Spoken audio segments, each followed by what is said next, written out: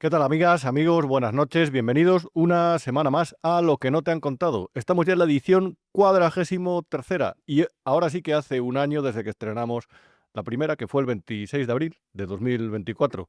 Anda que no ha llovido desde entonces. Entonces recuerdo que unas horas antes, casi en la víspera, Pedro Sánchez había enviado su famosa carta a la ciudadanía, en aquella en la que dijo que se iba a tomar 5 días de reflexión, de reposo, para meditar si continuaba en el cargo, cosa que finalmente, como bien sabes, hizo antes de empezar un plan de acción por la democracia que ha implicado una persecución contra los contrapoderes, contra los jueces, contra los periodistas, contra los propios partidos de la oposición y sobre todo lo que ha hecho es lanzar arena sobre sus casos de corrupción para intentar apagarlos, para intentar aplacar el efecto que tienen sobre su propio gobierno. Ha llovido mucho desde entonces, te hemos contado diferentes corruptelas, diferentes cuestiones que creo interesantes, las relaciones de España o de algunos líderes socialistas con China, de todo lo que se mueve alrededor de los medios de comunicación y por lo menos hemos intentado, como siempre te digo, con nuestra pequeña linterna, arrojar un poco de luz sobre esta habitación a oscuras que está precisamente con las persianas bajadas porque hay quien no quiere que te enteres de lo que sucede a tu alrededor.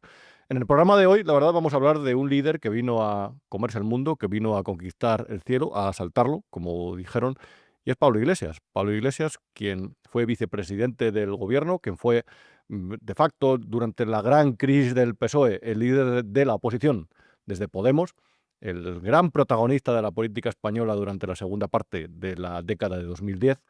Ahora es un tabernero y además se dedica a hacer podcast como nosotros aquí en Vivo a Media. Lo que pasa que a lo mejor él intenta iluminarte en una dirección que no es la adecuada. El caso es que la taberna se le ha quedado pequeña. Una taberna que tiene aquí en el barrio madrileño de Lavapiés. Y ha organizado otra colecta entre sus prosélitos, entre sus seguidores, para intentar recaudar más de 130.000 euros. Y además, desde luego, es el mago del marketing, es un genio del comercio, porque te lo ha vendido así. Queremos un sitio más grande que nos permita ampliar las actividades del espacio y acoger a más gente. Por eso, lanzamos este crowdfunding. Ayúdanos a que muy pronto podamos mudarnos para que la Garibaldi crezca. Si lo sabías, no te sonará de nuevas, no te pillará de nuevas, pero si no lo sabías, seguramente te hayas quedado con los ojos como platos. Sí, sí. Pablo Iglesias, vicepresidente del gobierno, empresario hostelero, tabernero, profesor de políticas, podcaster, pide dinero para un nuevo local para su propio negocio. En vez de plantear una ampliación de capital entre sus socios, no ha tenido una mejor idea que pedir a sus seguidores que se rasquen el bolsillo. Y como ves en esta imagen, no aspira a lo mejor al cielo, a saltar el cielo, pero aspira a conseguir un mínimo de 137.996 euros con esta colecta que ha convocado en la web goteo.com. Dice que lo ideal sería 146.996. El caso es que el otro día, el pasado miércoles, cuando estaba preparando el guión del programa, veía que ya lleva 83.000 euros recaudados. Y además, el día que presentó ahí su nuevo libro y el día que anunció la colecta, se comportó con esa especie de altivez, de soberbia, de superioridad moral que tantos enemigos le ha generado tanto en política como fuera de ella. Y arrojó un micrófono a un periodista, a Vito Quiles, que fue por allí para hacerle una pregunta que a lo mejor a ti te parece bastante lógica. Más grande. ¿Qué le parece que le hayan denunciado por acoso laboral? Usted que venía a defender los derechos de los trabajadores. Creo que los fascistas sobráis aquí, que eres un provocador, Vito, y que no deberías estar. Y que gente como tú es basura y ojalá te echen de actos como estos. ¿Usted no cree en la libertad de prensa? Asco, no, mira. Esto, fuera. El de hay que azotarla hasta que sangre, el que le denunciaron unos periodistas, un grupo de reporteros que cubría el partido Podemos hace unos años, yo si no recuerdo mal fue en el año 2017, en la Asociación de la Prensa de Madrid les denunciaron porque consideraban los periodistas que el trato que tenían, que les dispensaban desde el partido, los portavoces, no solamente Pablo Iglesias, era lamentable, era malo, era un propio abuso.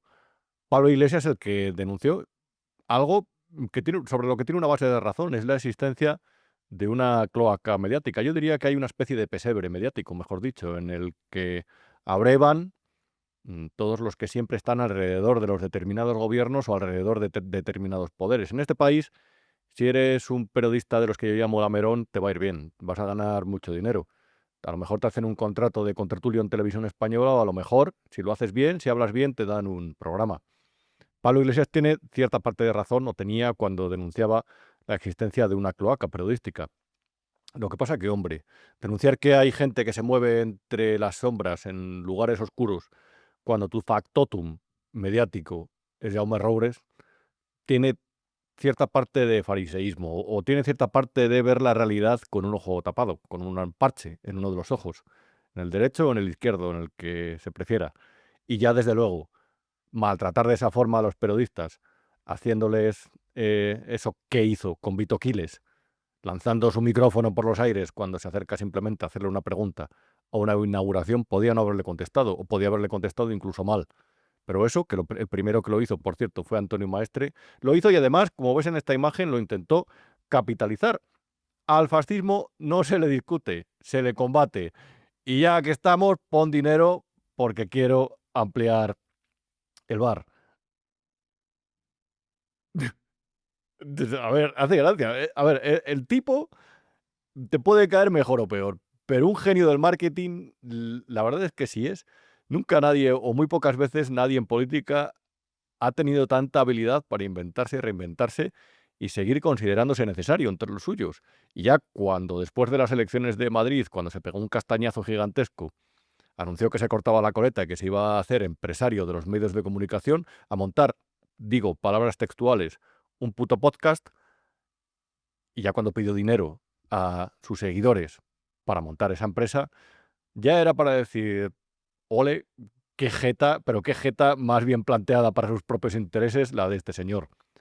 Pero ahora ya que pida dinero para ampliarlo, para conseguir un nuevo local para su bar y que anuncie que va a montar franquicias por varias ciudades, como ha sugerido, es sorprendente. Ahí quien tiene un arrojo, desde luego, les va bien, ¿eh? Es decir, que el patrimonio de esta gente en los últimos 10 años se ha incrementado de una forma exponencial. Es decir, que esto funciona.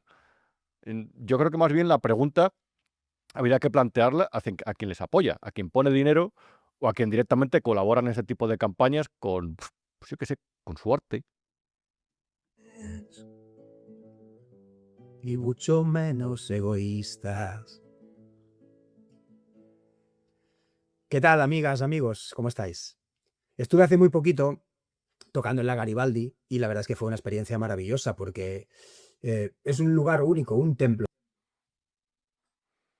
La verdad es que mira que hay música que merece la pena escuchar. Mira que hay artistas, tanto clásicos como contemporáneos, levantan esa especie de curiosidad interior o ese gusto por la belleza, ese acercamiento a lo sublime, a lo glorioso, que tanto nos gusta hacer para salir de la árida rutina.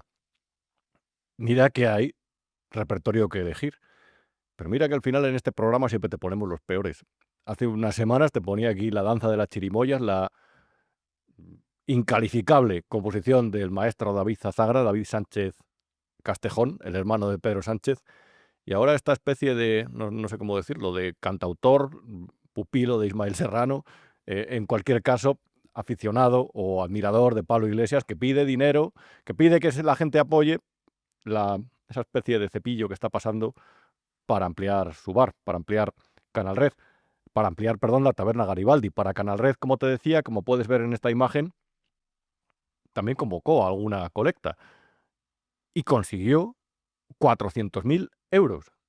400.000 euros de una tacada. Ahí ves, por cierto, a Ina Afinogénova, que es una colaboradora habitual de este medio de comunicación, que desde luego no resulta especialmente sospechoso su pasado como directiva de Russia Today, RT, el canal que vetó en la Unión Europea. Por cierto, yo me opuse a todo eso. Cada cual creo que es inteligente para saber lo que es verdad y lo que es mentira, para saber lo que es propaganda rusa, lamentable, repugnante, que es lo que vierte ese canal. Pero yo me puse a esa decisión, realmente, porque ninguna autoridad tiene que decidir acerca de los contenidos de ese tipo que lanzan los medios de comunicación. En tal caso, si hay alguno que es ilegal, se puede denunciar.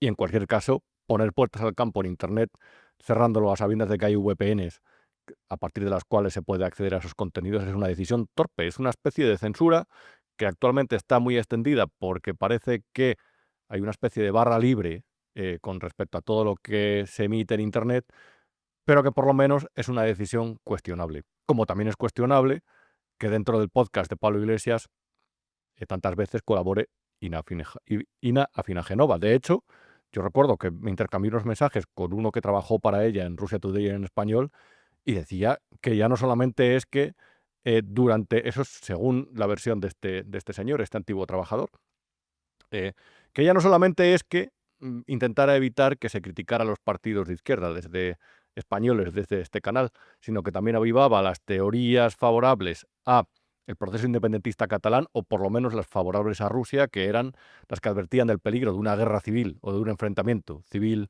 en Cataluña, y también, por supuesto, toda la narrativa prorrusa dentro de la guerra de Ucrania se daba, se informaba sobre ella, se publicaba día tras día en los canales de Russia Today en español, que no solamente llegan a España, sino también a toda América Latina.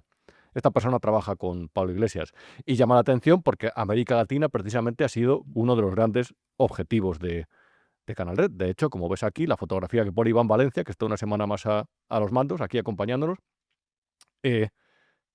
convocó hace unos meses, el pasado febrero, un crowdfunding, Pablo Iglesias, para ampliar Canal Red, su medio de comunicación, a México, y consiguió 160.000 euros. En fin, aquí puedes ver la campaña publicitaria que montó. Donald Trump regresa al gobierno de los Estados Unidos con una ofensiva ideológica y alianzas poderosas en América Latina.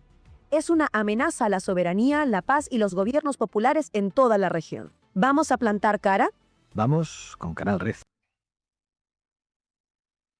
En fin, vamos a abundar más en estos contenidos porque aquí hay mucha tela que cortar, porque vamos a hablar también con una persona que es especialista en los dineritos que se recaudan en el crowdfunding, cómo tributan, qué pasa con Hacienda. Y luego en la segunda parte del programa te vamos a hablar de un antiguo caso que tratamos en otro programa, que además, por cierto, visteis muy bien, y además dejasteis muchísimos comentarios muy buenos, siempre los leo, que es sobre la mayor injusticia cometida por Margarita Robles. Si no lo recuerdas, quédate que te refrescamos la memoria. En Vigo Media tenemos un club de socios y la verdad quería aprovechar este momento para pedirte colaboración en la medida de lo posible. Un pequeño gesto para ti es algo muy grande para esta casa en la que con independencia, con rigor y sobre todo con nuestro estilo característico, sin dependencias de ningún tipo, de ninguna administración pública ni de ninguna de las empresas del IBEX, te contamos la actualidad, te contamos lo que pasa en España, con rigor, como te decía, y además de forma libre. Así que, en la medida de lo posible, como te decía, colabora y únete al club de socios de Big One Media. Yo no digo si esto que te voy a decir es verdad o está exagerado, pero tiene ciertos elementos que me llevan a pensar que, bueno, por lo menos he tenido que enseñártelo. Esto son unas denuncias de una persona que lleva un tiempo advirtiendo de que la taberna de Pablo Iglesias, reitero, yo no sé si esto realmente al final tiene razón, eso lo tendrá que dirimir la inspección, pero esta persona me ha dicho, a través de una tercera persona, que ha puesto una serie de denuncias ante la inspección porque considera que Taberna Garibaldi, esta empresa, aquí que puedes ver en esta imagen, tiene licencia de establecimiento de bebidas, de cafetería, pero que aquí se sirven comidas y se hacen actividades musicales. Y además aquí, en esta imagen, bueno, aquí lo puedes precisamente ver en la siguiente imagen. El objeto social de Taberna Garibaldi SL, por cierto, cuyo administrador único no es Pablo Iglesias, sino Carlos Ávila Pérez. Aquí puedes ver que el objeto social es establecimiento de bebidas. La empresa se formó en 2024, esto lo he investigado en el registro mercantil, con un capital de 3.001 euros. Y realmente no pone dentro del objeto social establecimiento para servir comidas ni de espectáculos. Entonces lo que dice este denunciante, como ves en esta siguiente imagen también, es que entre otras cosas hay una serie de irregularidades, entre otras cosas con los banzos exteriores que impiden el acceso a los minusválidos, bueno, toda la normativa municipal sobre la que siempre, por supuesto, normativa de alérgenos que se incluyan en la carta. Sabes que hay una normativa municipal que incluso hasta define el tamaño de los elementos que tienen que estar en las fachadas. A mí eso realmente al final me parece burocracia excesiva siempre. El caso es que, bueno, por lo menos como me habían enviado esta denuncia, iba a dedicar el programa a esto en parte, a estas maniobras que hace Pablo Iglesias para sacar dinero para sus negocios.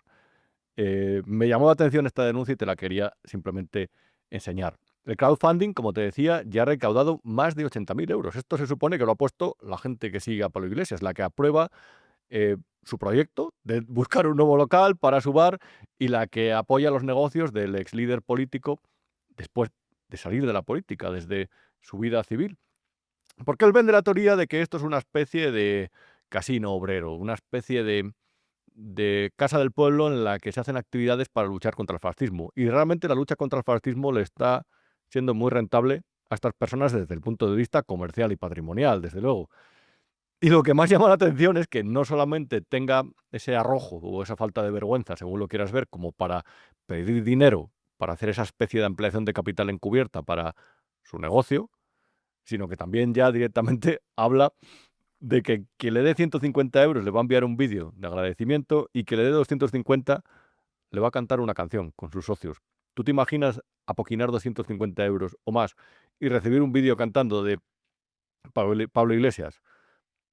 A lo mejor tú piensas que no hay ninguna persona que estaría contenta con eso, que lo aceptaría, al que le interesaría ver a Pablo Iglesias cantando, no sé, cuando recibo un correo electrónico o un mensaje de teléfono móvil. Pero hay gente que lo está apoyando y lo está apoyando fuerte, lo está apoyando de forma decidida y dura. Hay gente con las que nos cruzamos todos los días por la calle, le damos los buenos días y a lo mejor pensamos que es un vecino ejemplar, que pone dinero para que Pablo Iglesias tenga un mejor local para la taberna Garibaldi. Hay gente como esta. He hecho una selección que me ha parecido muy graciosa. Este anónimo, lo de los anónimos me parece muy llamativo, lo de las donaciones anónimas, que no se te pasa a ti una factura cuando eres autónomo con Hacienda, de IVA, por ejemplo. Este dice, es un orgullo tener personas valerosas que buscan una sociedad más equitativa y con oportunidades para todos. Los felicito desde Ecuador, estoy apoyando este proyecto con la mejor actitud para que avancemos a un mundo mejor. 250 machacastes desde Ecuador para Pablo Iglesias. Aquí hay uno más que dice, hay que inundar, un tal Luis Ratia, que pone 150 euros y dice, hay que inundar Madrid de cervezas anti-Ayuso. Pero es que hay uno más aquí, una tal María Luisa Martínez, que dice, necesitamos espacios de encuentro donde podamos enriquecernos ideológicamente todos los que asistimos a ellos y hacerlo con debates rigurosos y a la vez un ambiente distendido. Y uno más, aquí que seleccionado es que había cientos, la verdad, que dice, hay que abrir un gran Garibaldi para que los fachas rabien y sobre todo Ferreras y su camarilla. Sabes que Pablo Iglesias odia a Ferreras. En cualquier caso, aquí tenemos varios elementos que me llaman la atención. Ya no solamente esta especie de generosidad de la gente con derecho a voto, con 2 dedos de frente, siempre decimos, a lo mejor con alguna propiedad y con pensamiento, emociones, cierto comportamiento complejo que se atribuye a los Homo sapiens sapiens, que deciden poner dinero para el bar de Pablo Iglesias. Pero todo esto de crowdfunding, de recaudación de fondos, con una especie de pata en América Latina, a mí la verdad es que me recordaba a otro personaje del que seguramente has escuchado hablar. Una edición que nos permite y nos va a permitir llegar a un mercado latinoamericano y generar nuevas alianzas. Si quieres ser un profesional en fundraising, es el momento. Te esperamos. Inscríbete. Yo no sé si Pablo Iglesias ha hecho el máster en la Complutense, seguramente no, de Begoña Gómez, pero al final los elementos son los mismos. Dinero para una buena causa, con una especie de ramificación en América Latina. Desde luego, si Pablo Iglesias decidiera matricularse en ese máster, si todavía siguiera asistiendo, no tengo ninguna duda de que sería un alumno aventajado. A mí la verdad es que con todo esto de la recaudación de fondos en Internet me surgen siempre diferentes dudas. Y como hay un fiscalista que es prestigioso, que le conocemos, que es amigo de este programa y que siempre explica las cosas muy bien, que se llama Esaú Alarcón, vamos a llamarle para que nos dé algunos detalles más al respecto. Tenemos con nosotros, como os prometía, como os anunciaba, a Esaú Alarcón, que es socio de Gibernau y además que tiene un blog de obligada lectura para quien se quiera enterar de temas fiscales, que es fiscalblog.com, ¿verdad, Saúl? No me he equivocado. .es. Vale, .es, vaya, pues me he equivocado, efectivamente. .com estaba cogido. Fiscalblog.es. Bueno, Saúl, la verdad, había pensado en llamarte, y como comentábamos ayer por WhatsApp, porque yo siempre me ha generado ciertas dudas esta querencia o esta costumbre nueva o relativamente nueva de convocar crowdfunding, por ejemplo, para ampliar el local de tu taberna o, no sé, para montar un medio de comunicación. ¿Esto cómo lo observa la agencia tributaria? ¿O esto cuáles son la figura fiscal de las figuras fiscales que regulan ese tipo de colectas? A ver, el crowdfunding suena muy bien, pero es el sableo de toda la vida, ¿no? Entonces, hay varios tipos de crowdfunding. Puede ser que tú recabes dinero dando una recompensa, es decir, haciéndole partícipe, ya sea como accionista, ya sea como si fuera un préstamo, ¿no? Y tú tienes derecho a percibir algo. Pero yo creo que hablas más del crowdfunding, que en realidad lo que encubre es un donativo, ¿no? Son donativos múltiples. En ese caso, lo normal, a ver, esos donativos pueden tener dos calificaciones totalmente diversas, ¿vale? La normal es que se consideren como donaciones y las donaciones tributan en el impuesto de donaciones, ¿vale? El problema de estos donativos múltiples y de importes tan bajos es que primero son muy difícilmente controlables y luego, por otro lado, nadie liquida por cantidades ínfimas, ¿vale? Pero teóricamente esos son donativos y tendría que tributar por el impuesto de donaciones, ¿eh? Antes de llamarse crowdfunding se llamaban cajas de solidaridad. Con los independentistas hubo cajas de solidaridad para pagar las fianzas. Previamente ya hubo un caso en Palma de Mallorca respecto a profesores que querían defender el castellano hace unos años y también se creó una caja de solidaridad. En el fondo son donativos, ¿vale?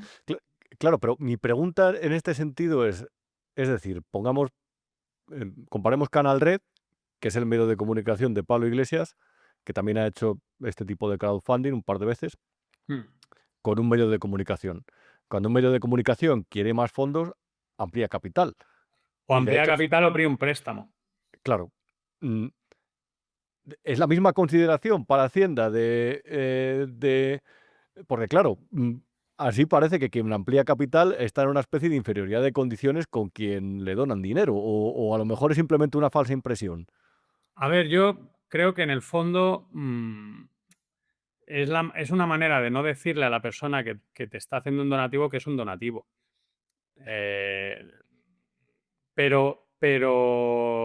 O sea, es como si estuvieras haciendo una labor social o algo, pero en realidad le estás dando dinero sin nada a cambio. Desde el punto de vista fiscal, ya te digo, a ver, si se amplía capital, pues tú eres partícipe igual que los otros. Si das un préstamo, pues tienes derecho normalmente a cobrar un interés. También puedes dar un préstamo gratuito, pero tienes derecho a que te devuelvan el capital. En este caso, no tienes derecho a nada. Entonces, realmente es un donativo. Yo, si fuera Pablo Iglesias, no sé la manera en la cual vehicula esto, pero yo le dejaría muy claro a todo el mundo que eso es un donativo.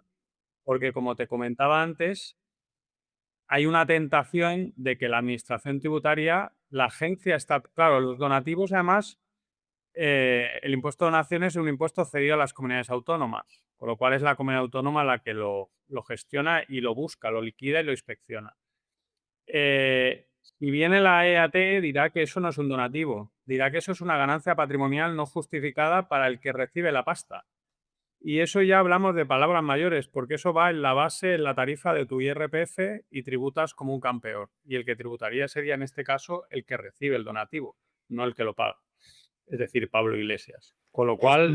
Es mucha la diferencia entre lo que tributa de esa forma. Bueno, Tributa como... en Madrid es de 0 a 100. Es de 0 al 50%, 40 y pico por ciento en Madrid. O sea que es importante, ¿eh? Este problema se planteó con Artur Mas, ¿vale?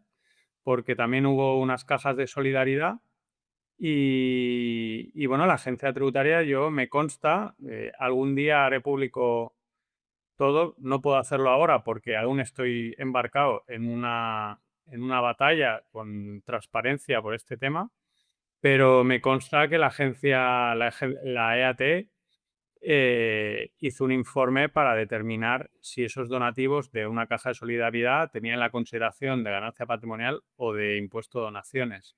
Porque claro, la Generalitat nunca revisó las cajas de solidaridad, evidentemente, no le interesaba. Y a la agencia tributaria porque hablábamos de millones de euros, además. Claro. En cualquier caso, hay una herramienta que utilizan mucho los medios de comunicación cuando los accionistas no quieren dar la cara, pero quieren apoyar, suscriben el típico préstamo participativo que nunca se devuelve y como no se declaran dividendos o hacen lo posible para no declarar dividendos, pues es como una figura medio oculta. Pero en el caso de los donativos, mm, hay La muchos... diferencia es que el préstamo participativo, como bien dice la palabra, tú al menos participas en eso.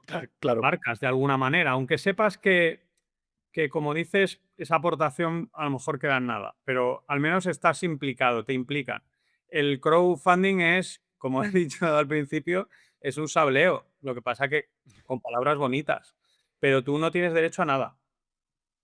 claro, pero al ser anónimo es fácil de controlar por la agencia No tributaria. debería ser anónimo. Claro, No debería serlo. ¿Qué ocurre? Cuando tú recibes 1.000 donativos de 10 euros, tendrías que liquidar 1.000 modelos tributarios del modelo 650, que es el de impuesto de donaciones, en la comunidad autónoma que corresponda. Además, si en Madrid va a estar, bueno, no lo sé, porque es entre extraños y tal, igual habría que tributar unos céntimos de euro.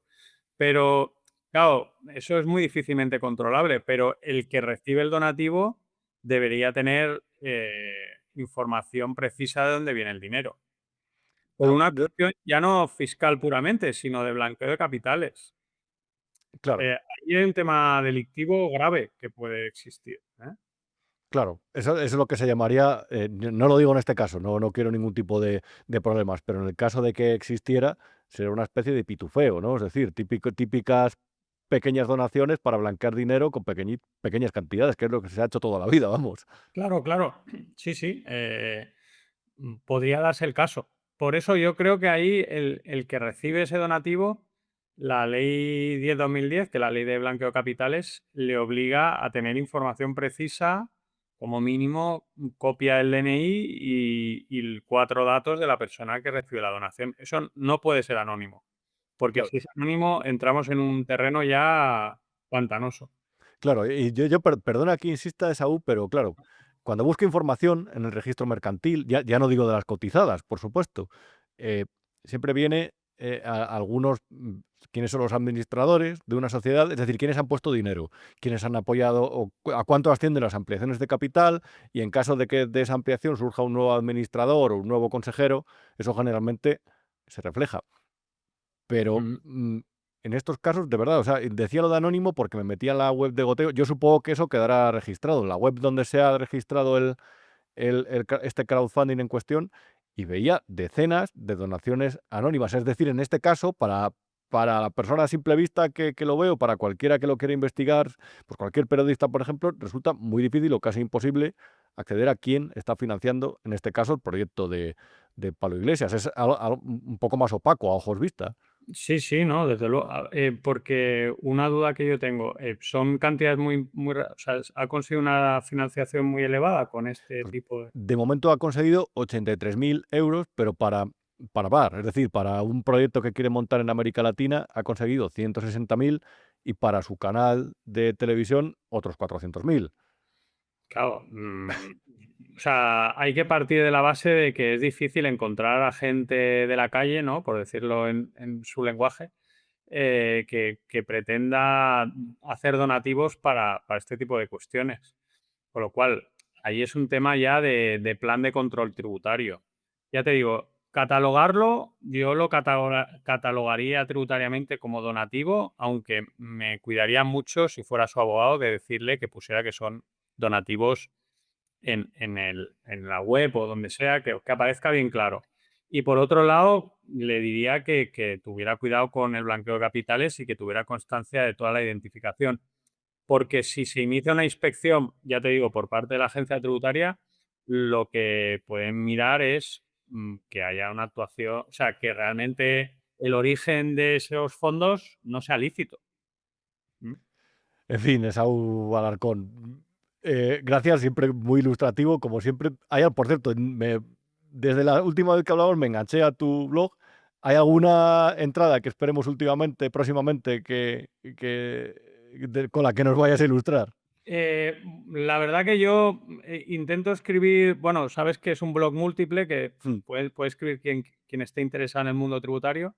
Intento escribir una vez cada 2 meses o cada mes para dejar espacio a gente, y lo que sí que tengo que igual le gusta a la gente porque es un poco más literario. Yo gané una batalla en Europa con un formulario, bueno, el modelo 720, los bienes en extranjero de Montoro y todo eso. Ganamos la batalla entre un abogado balear y yo. Y estoy haciendo como una especie de dietario de las anécdotas personales que generó eso, ¿no? El conocer a gente nueva, el conocer a Montoro, el conocer al primer investigado por esto, que le arruinó la vida, gente que, bueno, prefería estar en la cárcel que pagar multas. Entonces estoy empezando con eso. Ya voy por la tercera edición y son artículos breves porque además están limitados el número de palabras y creo que tienen bastante interés y se pueden leer por cualquiera, así que... Te voy a decir una cosa, ya que no es ministro de Hacienda y no me puede perseguir. La entrevista más aburrida que hice en mi vida fue con Montoro, que además después se la envié, y mientras estaba atendiendo a sus nietos, estaba comentándome cosas de la entrevista que él había dicho, pero que luego había que matizar. Insufrible. Creo que perdí 3 horas haciendo la entrevista, la verdad. Yo no digo nada, pero te animo a leerte Dietario 720, Edipo en Colono, que hablo de mi trato con Montoro. Te tomo Ya, la ahora palabra te lo envío, para que lo veas. inmediatamente. Esaú Alarcón, muchísimas Bueno, gracias por Rubén, estar con me nosotros. alegra verte. Un Cuídate. abrazo, hasta luego. Hasta luego. Me comentaba ahora Esaú en un mensaje que en Cataluña con las cajas de solidaridad sucedió algo. Y es que lo bonificaron, si no me equivoco, si no lo he escuchado mal, con hasta un 90% esas donaciones para que tributaran menos a Hacienda. Si es que quien hace la ley hace la trampa. Y comentaba Esaú además que como es una legislación autonómica, es decir, como es la comunidad autónoma la que tiene esas competencias, pues en ese caso se utilizó para favorecer las donaciones a los presos independentistas en aquel momento. Pero bueno, llama mucho la atención que todo haya terminado, todo este movimiento político que tuvo varios millones de votos, haya terminado en una taberna en el barrio de Lavapiés, una taberna a la que ir por la noche a comer, a lo mejor a escuchar un concierto o una turra, porque son especialistas en dar la turra política e ideológica, son especialistas en introducir la política en cada en cada una de las facetas de la vida.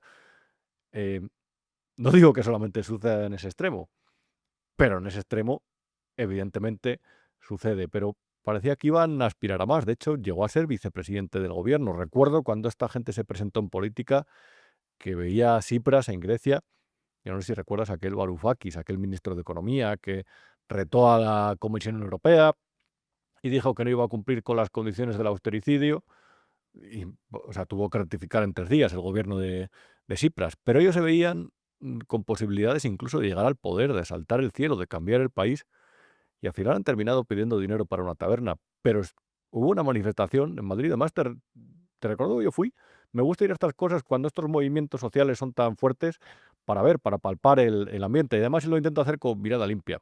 Y en aquel momento había un partido que nacía, que era Podemos, y había mucho optimismo al respecto. Y era una manifestación en la que su líder, con ese delirio de grandeza que siempre ha tenido, y ese tono soberbio, porque siempre ha sido soberbio el discurso, a lo mejor es obligatorio en los mítines para contagiar al personal, a quien te va a ver, de cierto optimismo, de cierta moral que le querían inyectar a esa sociedad española a la que querían manipular para, en río revuelto, que esos pescadores ganaran. Porque es verdad que la crisis económica fue complicada. La crisis de 2008 dejó en tan solo unos pocos meses un aumento del paro de 1,5 millones de personas. El sector inmobiliario cayó por completo, el de las cajas de ahorros ni te cuento. Eso provocó una carestía de crédito que llevó a muchas empresas a la insolvencia y a echar el cierre, y eso incrementó las dificultades. Eso nos hizo un país más pobre. De hecho, esa prosperidad que teníamos antes de la crisis económica no se ha vuelto a ver por aquí. A lo mejor esto es un poco como lo de la rana que se mete en una cazuela de agua fría y esa cazuela está en el fuego, por ejemplo, en una vitrocerámica. Se va calentando poco a poco y la rana no se va enterando hasta que se cuece. A lo mejor en el día a día no nos damos cuenta de lo que nos hemos empobrecido desde entonces. Ya no digo desde antes de la crisis económica, sino, por ejemplo, desde la mitad. Y siempre, siempre, siempre que un pueblo lo pasa mal, que un pueblo se ve en dificultades, hay quien se arroga como el Mesías, o sea, se autodefine como el Mesías, o busca por lo menos que la sociedad se lo considere. Y si hay un momento especialmente significativo, hay un momento de llamada a las armas, entiéndase, de Pablo Iglesias en aquel momento, y eso lo hizo muy bien. La verdad es que el discurso lo articuló muy bien. Puedes no estar de acuerdo, puedes estar de acuerdo, pero la campaña la hicieron fenomenal. Se aprovecharon de las televisiones, de un afán de audiencia, de dinero, de ingresos en un momento en el que había caído hasta el 40% la recaudación publicitaria en las televisiones. Se aprovecharon de la pegada de estos líderes para ganar audiencia, porque entonces sí interesaban y generaban audiencia, y eso repercutió en una mayor popularidad de estos líderes. Cuando no estaban en 4, estaban en La Sexta, en Antena 3 o en Telecinco. Pero costaba encender la televisión un día entero y no ver a Pablo Iglesias, a Juan Carlos Monedero o a uno de estos portavoces, a Íñigo Rejón, Tania Sánchez, etcétera, etcétera, etcétera. Pero hubo un momento, como te decía, que fue el del grito de guerra, el tic-tac. Tic-tac, tic-tac, tic-tac.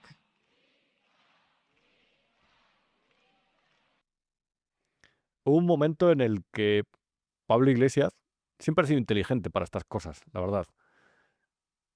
Dijo, yo no necesito llegar al poder o yo no necesito la Consejería de Turismo para convencer a la gente de que me vote, para auparme hasta el cielo, para llegar hasta esas alturas.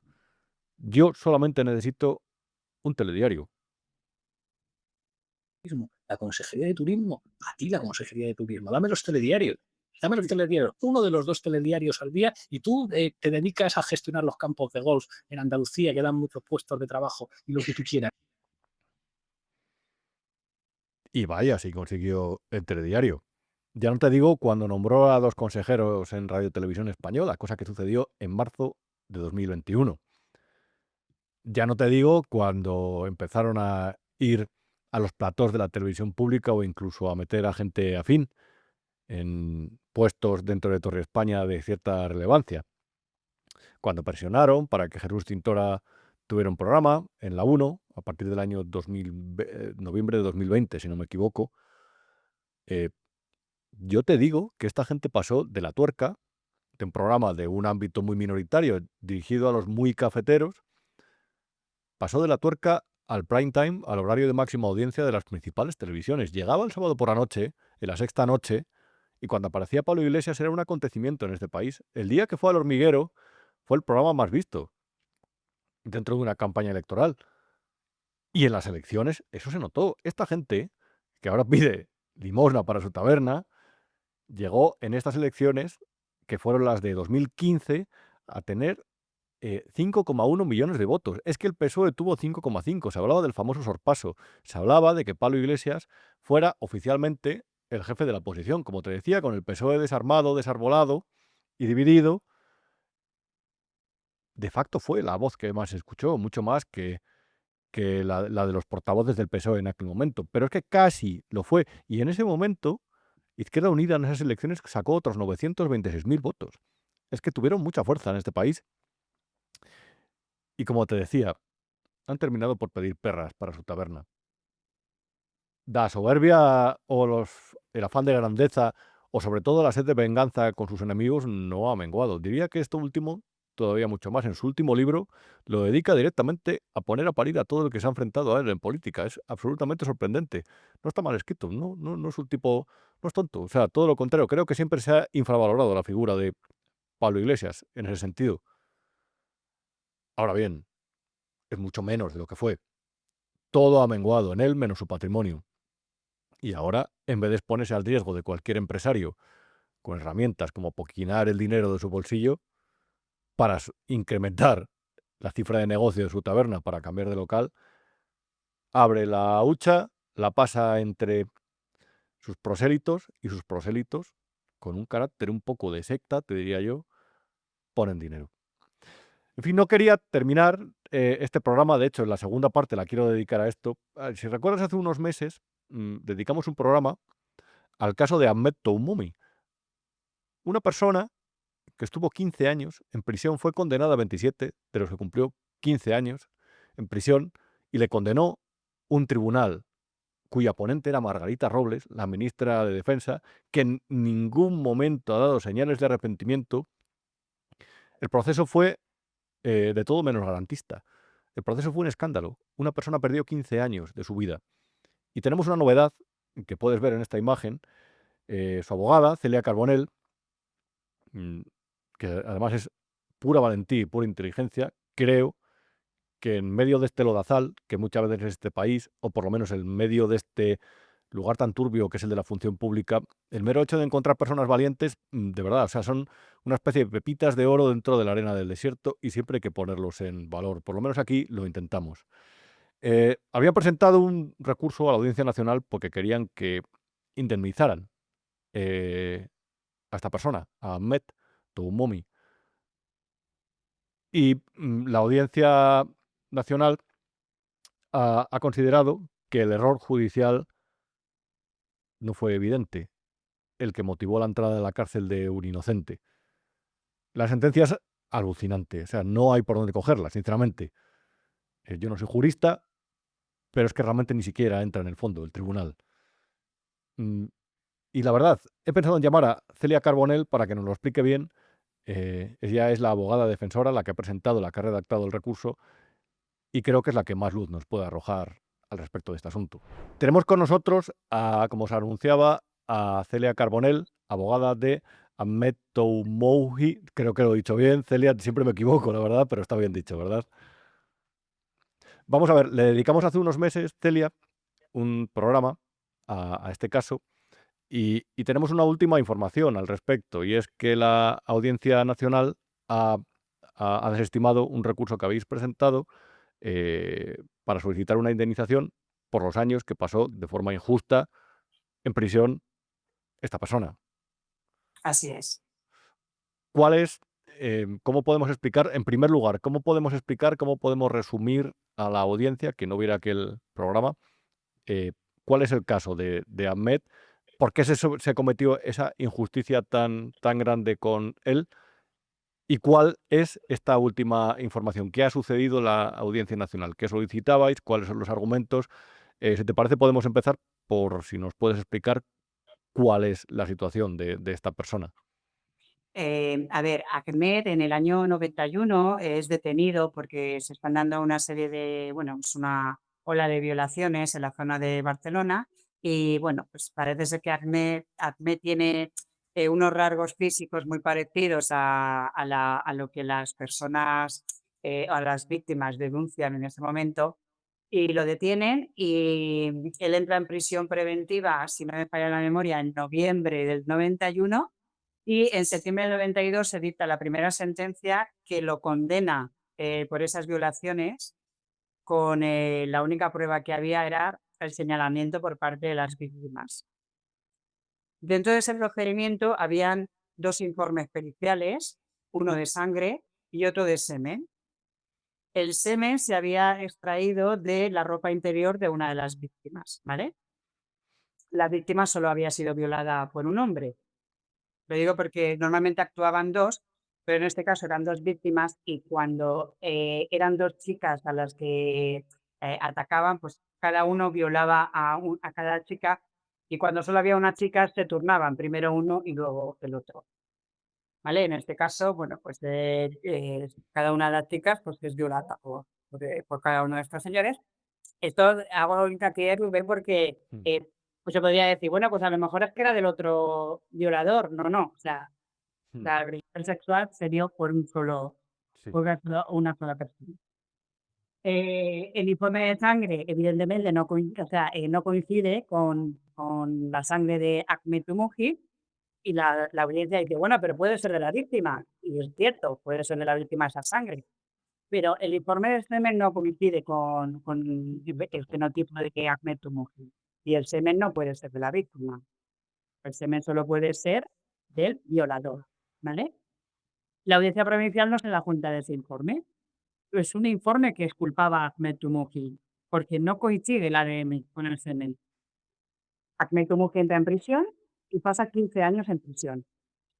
En En el ese año tribunal, perdona que te corte, Celia, formaba parte la que hoy es ministra de Defensa, que es Margarita es Robles. Margarita Robles es la ponente de ese procedimiento y así ocurre. Y lejos de mostrar signos de arrepentimiento, en la obra en el libro, en la De crónica Braulio García fantástica Jaén. de Braulio García Jaén, es todo lo contrario. Parece que le molestaba cuando le preguntaban al respecto de esta situación, de este caso y de esta injusticia. Sí, bueno, cuando Braulio le pregunta, ella decía que si se condenó, pues fue porque así se valoró en ese momento y que le parecía increíble que le estuviera hablando de un caso del año 92, porque era sorprendente, ¿no? Que incluso le llega a preguntar a Braulio, ¿usted se acuerda de todo lo que ha hecho en el año 92 hasta la fecha? Si era un poco, digamos que era un poco una actitud soberbia. Ujú. Claro. ¿En qué año salió de la cárcel, Ahmed? Al mes sale de prisión, si no me falla la memoria, también a finales del 2009.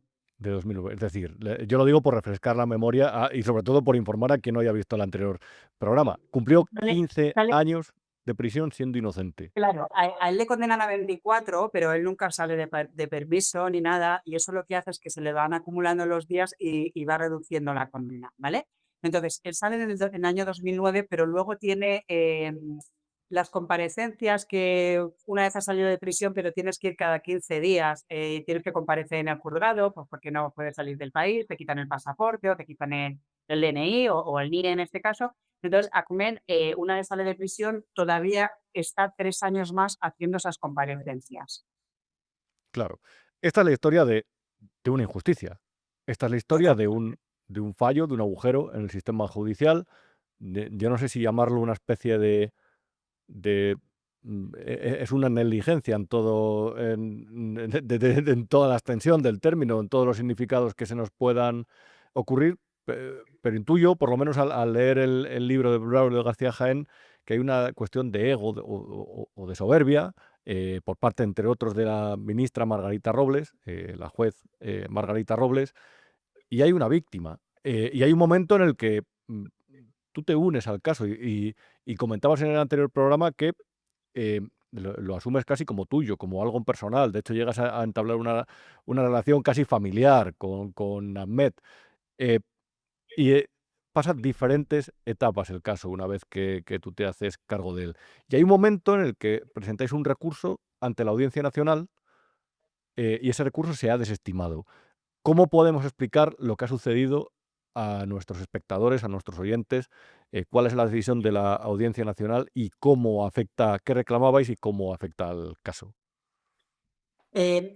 Antes de irnos a la Audiencia Nacional, nos vamos al Tribunal Supremo para intentar demostrar que Ahmed Tumuji es inocente y lo que decimos es que había un informe pericial que pasó desapercibido por la sala, por la Audiencia Provincial de Barcelona que le condenó, en este caso Margarita Robles como ponente, y que ese informe había pasado totalmente desapercibido por la sala y que no se había valorado ese informe, porque cuando algo pasa desapercibido, evidentemente no se puede valorar, ¿vale? Claro.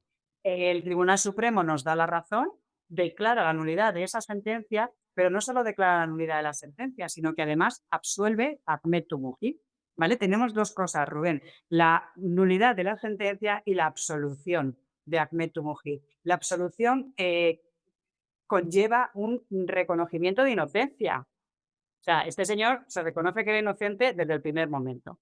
Con esa sentencia, yo me dirijo al Ministerio de Justicia en vía administrativa para pedir una indemnización, por entender, desde mi punto de vista, que existe un error.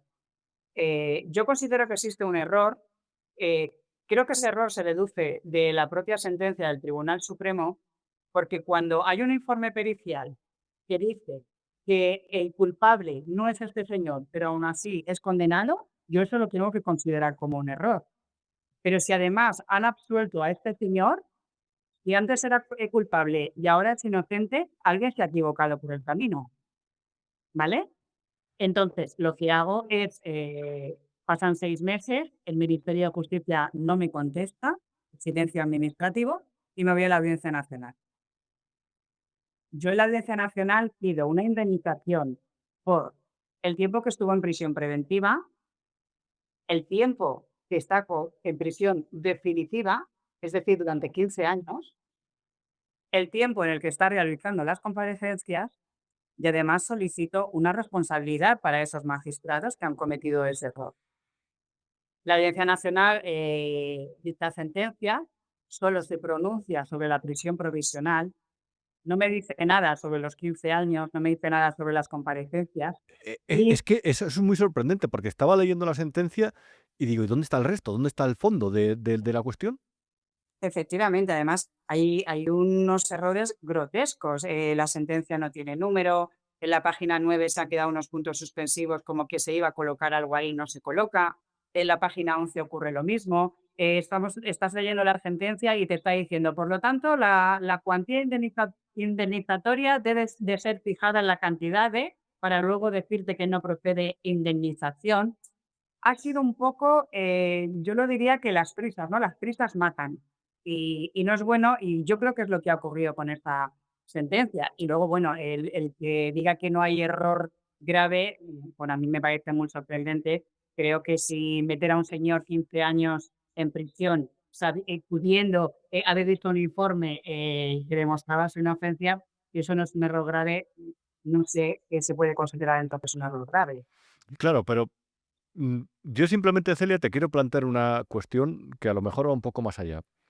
¿Cómo el no tener en cuenta dentro de un tribunal, de una forma decisiva, algo como una muestra de semen que exculpa a la persona que está acusada, cómo podemos incluso considerar eso un error? Es que a lo mejor va mucho más allá del error. Claro, lo que pasa que a esa respuesta, bueno, pues evidentemente somos libres de pensamiento, podemos opinar, pero lo que es la respuesta en sí, pues yo creo que no la podemos dar ninguno de nosotros. Quizá quien puede darnos esa respuesta, pues en este caso son los 3 magistrados o Margarita Robles, pero no la veo yo en disposición de darnos respuesta a esa pregunta que nos planteamos todos, porque a mí también me parece una barbaridad. Además, la defensa en aquel momento de Ahmed Mujib, los peritos no comparecieron y el abogado de Ahmed pidió la suspensión de la vista y no se le concedió. Le dijo que no, que se seguía adelante. Bueno, luego en la sentencia parecía que pues, los peritos no estaban cualificados y de hecho el Tribunal Supremo da el tirón de oreja y dice que efectivamente se tenía que haber suspendido la vista y que los peritos fueran citados. Es más, porque si los peritos hubieran sido citados, ellos hubieran podido hacer ver a la sala que habían 2 informes, uno de semen y uno de sangre, y que el de semen decía que no coincidía con los genes de Ahmed Mujib. Es que hubiera sido tan sencillo como suspender y citar. O sea, si no había ganas por parte de los magistrados de examinar la documental que hablaba in autos, bueno, pues suspender la vista para que vinieran los peritos hubiera sido la solución, que insisto, esa es la solución que el Tribunal Supremo propone en la sentencia. Yo sé que estás todavía implicada dentro del procedimiento, porque entiendo que vais a recurrir o que estáis sopesando recurrir al Tribunal Supremo en casación. Eh, pero a lo mejor hay algo que, pues porque te ves tentada a no decir o que no se puede decir simplemente, pero es evidente y realmente hay declaraciones, manifestaciones, que había cierta obsesión con la seguridad. De hecho, hablaba hace no mucho con una persona que estaba en la delegación de gobierno de Barcelona en su día. Había cierta obsesión con la seguridad antes de los Juegos Olímpicos y yo siempre en este caso, y esto es una opinión personal, quiero decirlo a la audiencia, he pensado que hubo un intento de cerrar en falso, cerrar rápidamente un caso que estaba abierto.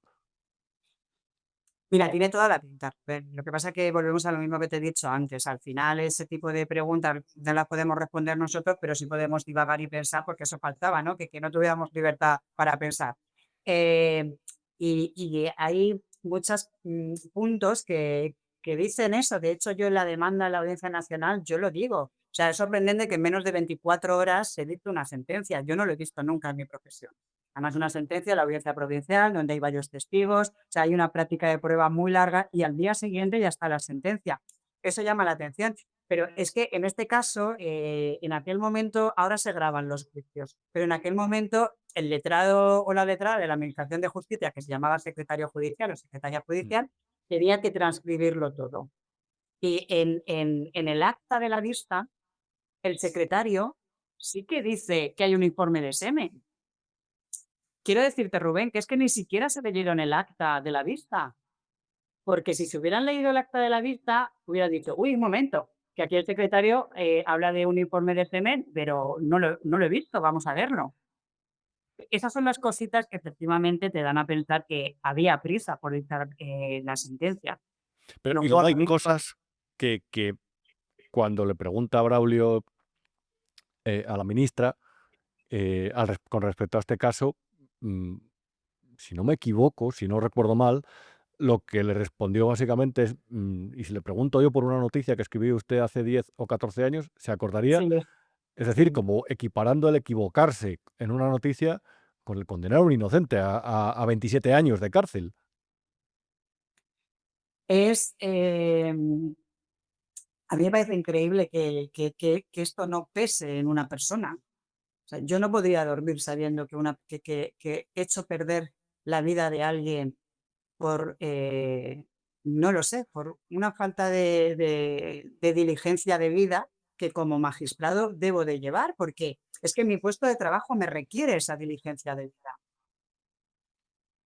Bueno, parece que no existió en ese caso, o por lo menos que no se manifestó en un acierto en la sentencia. En cualquier caso, Celia, ¿habéis pedido algún tipo de responsabilidad o bueno, en casación ya supongo que ya será simplemente matizar la sentencia o intentar revocar la sentencia que ha emitido el tribunal en la Audiencia Nacional? ¿Pero hay algún tipo de responsabilidad que reclaméis hacia el tribunal, hacia la Audiencia de Barcelona?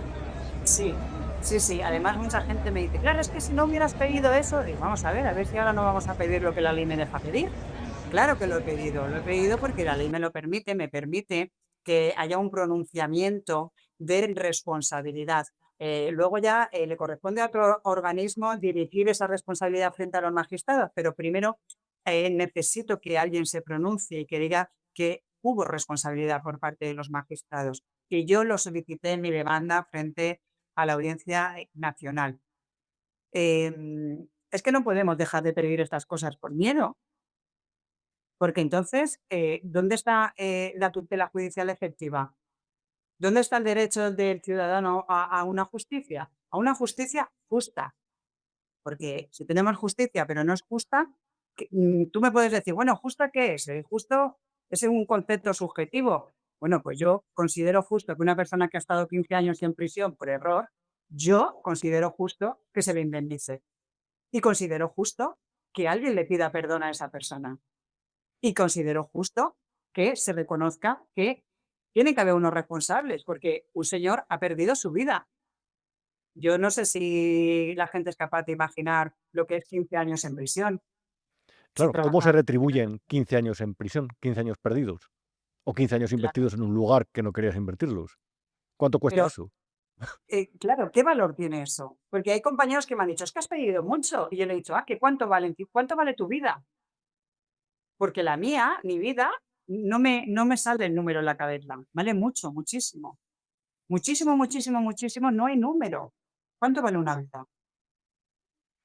Bueno, de Entonces, hecho, simplemente por echar la vista hacia adelante, si hoy recibiéramos una condena así, no saldríamos de la cárcel hasta el año 2040. efectivamente. Pero además, en este caso, Azmec entra justo en prisión porque él viene aquí a buscarse la vida y se deja a su mujer en Nador, en Marruecos, y él tiene 40 años. O sea, está justo en la edad para empezar a cotizar, para sacar a su familia hacia adelante, para empezar a trabajar. Él viene aquí legalmente intentando buscarse el pan, como cualquier ser humano. Y resulta que nada más llegar, le pasa lo que le pasa, 15 años, cuando sale, ¿qué hace? Además estigmatizado. Claro, es que es un violador de una claro, la gente es lo que piensa, tiene una sentencia que dice que ha violado a una niña.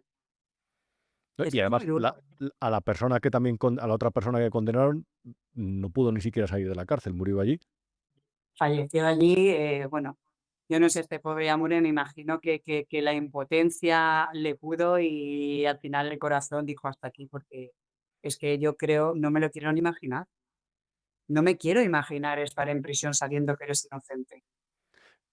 Tú que tienes contacto con Ahmed y como me decías la otra vez, casi una relación familiar, eh, ¿cómo le ves estos días? Está mal, está mal, yo espero que levante cabeza, sobre todo porque yo para seguir en esto le necesito.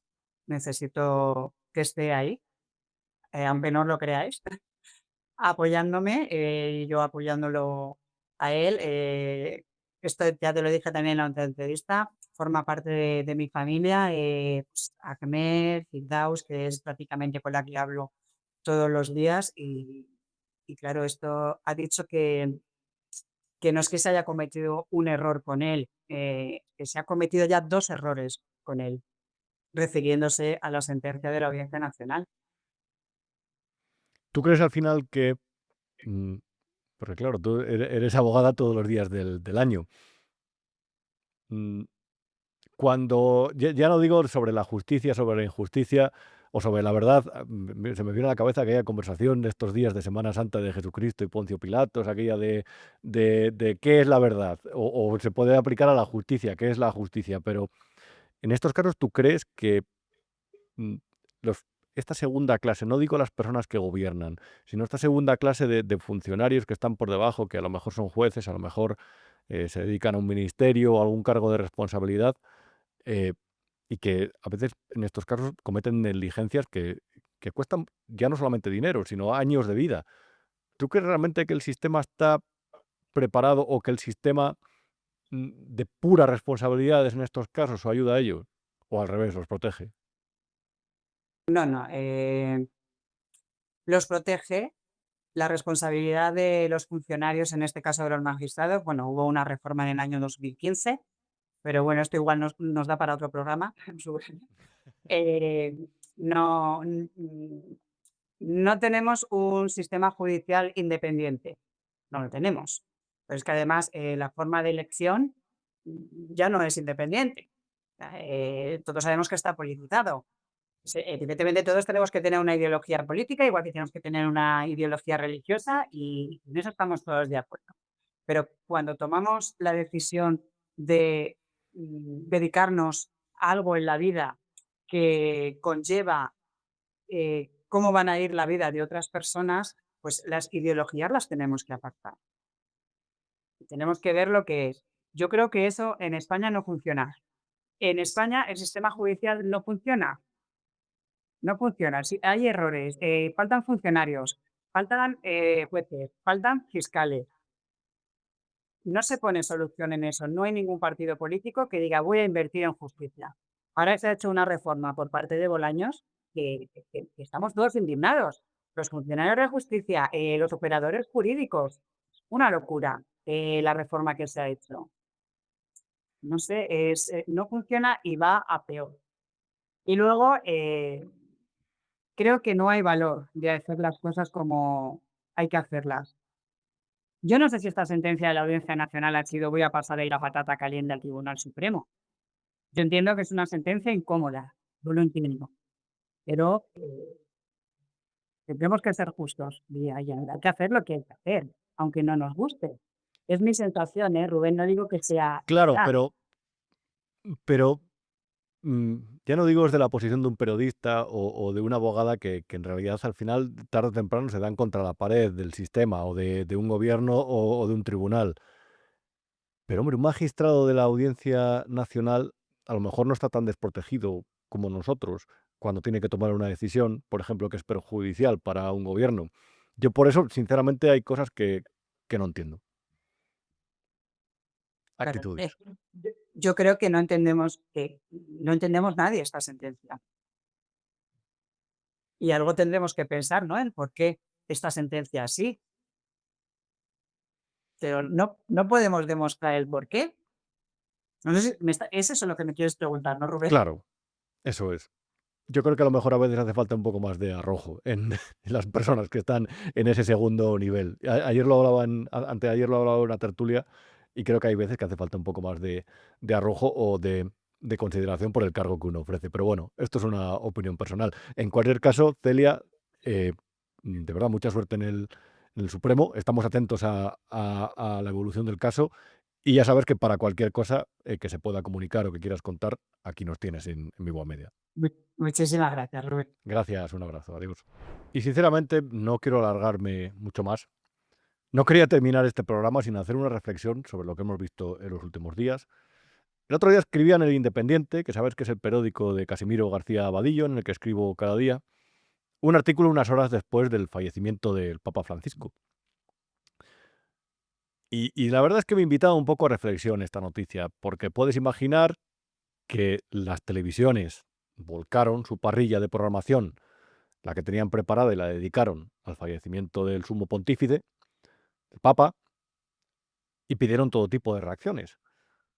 Yo recuerdo un tertuliano, no di nombres en el artículo ni los voy a dar, pero seguramente con las pistas que te dé adivinarás quién es. Uno de estos días estaba comentando la Isla de las Tentaciones. Otro de estos días, el día anterior a la muerte del Papa, estaba en una radio de comentarista en favor del Atlético de Madrid. El lunes estaba en otras dos tertulias hablando de la repercusión en la Iglesia Católica de la muerte del Papa. El espectáculo de las televisiones fue absolutamente bochornoso. Las televisiones, por cierto, que emiten en un bien público de titularidad pública, que es el espectro radioeléctrico con licencias de televisión, y que en entretenimiento puede tener un pase, pero en informativo, en el infoentretenimiento, los infoshow, eso que va entre debate y espectáculo, son absolutamente lamentables la mayoría de las veces. Me llamó mucho la atención el intento de los tertulianos por capitalizar la muerte del Papa. De hecho, lo que más me llamó la atención es que tertulianos de ideología de izquierda, reitero, cada cual es libre de opinar como le dé la gana de cualquier cosa, en este caso intentaran transformar una especie de Papa Francisco sanchista o progobierno, progubernamental.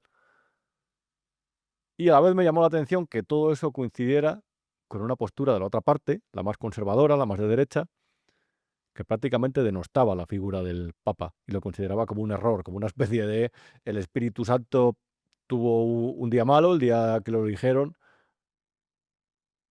y desde entonces la Iglesia ha sufrido a este respecto. Tú puedes opinar lo que quieras. En la mesa de domingo, con tu familia, en el trabajo puedes opinar lo que te dé la gana. Y seguramente, si alguien te contradice, buscarás documentación o te intentarás informar. Pero que las mesas de debate de televisión, o sea blanco o sea negro, o sea un papa fantástico, histórico, renovador, o sea alguien... Por cierto, realmente he escuchado opiniones bastante más fundamentadas en la otra prensa. Por ejemplo, el director del Observatorio Romano decía que había sido un papa bastante inmovilista, cuya obra no había sido más que la de los gestos, apoyando o aplicando una política de humildad, no había dado una evolución necesaria para la Iglesia Católica. Esa era la opinión de él, la leía en El Mundo. El diario El Mundo, como bien sabes, pertenece al grupo RCS, que es italiano y que es el dueño del Corriere della Sera. Es decir, tiene buenas fuentes en Italia, buenas fuentes en Roma y en el Vaticano. Y esa opinión me llamaba la atención, pero el nivel tertuliano era lamentable, era completamente nocivo. Entonces, claro, en un momento en el que hay una evidente persecución hacia las personas que hacen información en Internet o entretenimiento, de hecho, mi amigo Sergio, un tío blanco hetero, le han intentado linchar estos días atrás, con incluso reportajes hablando de la manosfera y del peligro. La manosfera es una especie de espacio que han generado ellos para hablar de quienes influyen en los chicos, en los adolescentes, como una famosa serie de Netflix que se ha estrenado recientemente, que se llama Adolescencia, y dice que estos creadores de contenido influyen en el cerebro de estas personas para crear un sentimiento misógino. Y llama la atención porque simplemente lo que hace gente como Sergio, con sus días buenos, con sus días malos, y no solamente él ha señalado, es señalar la sinrazón de determinado discurso que lo que promueve no es la defensa del feminismo, la defensa de las mujeres, según en su opinión, sino simplemente un clima de enfrentamiento de sexos que no es bueno, ni para las mujeres, ni para los hombres, ni para la sociedad en su conjunto. Hay un ataque evidente a quienes, ya no solamente a los periodistas de los ligas y media, de los medios de comunicación tradicionales, los que somos críticos con el gobierno. Yo es que estoy entre los dos mundos, entre el de la prensa tradicional, en este caso digital, y en el que ellos lo que llaman los youtubers. Pero sinceramente, viendo la información que dan las televisiones y viendo los elementos de análisis que dan a la audiencia en días tan relevantes como de la muerte de un papa, que todavía en España sigue siendo relevante, pese a esa especie de secularización que empieza por la izquierda, pero que también continúa por la derecha de una forma absolutamente sorprendente, pero llama la atención que no haya vaticanistas suficientes o especialistas y que todo termine en manos de charlatanes que, como en estos programas tienen asignado un rol, el de la izquierda, el de la derecha, el del molesto, el del prudente, al final despistan más de lo que guían a la audiencia. Y esta es un poco la conclusión que quería hacer para finalizar el programa esta semana. Parece que cada vez cuesta más encontrar un espejo recto, o por lo menos una ventana recta que no tenga un cristal ni cóncavo ni convexo, para que el ciudadano a través de la pantalla observe un poco un retrato fidedigno o fiel de la realidad. Parece que todo está deformado, intoxicado, todo está absolutamente politizado, y yo no digo que la política no sea interesante o que no haya que hablar de ella, pero hay espacios en los que no debería aparecer. No debería aparecer en exceso en el mundo de la empresa, no debería aparecer en absoluto en el de las relaciones personales, en el de la cultura sobra, el de la cultura protege, sobreprotege y moldea algo que es la actividad artística, que es lo que realmente debería llevar a ponderar lo mejor frente a lo propagandístico. Pero España es un país cada vez más politizado y cada vez más polarizado. Es algo a lo que le lleva una situación de decaimiento ideológico. Ideológico, por supuesto, pero también económico.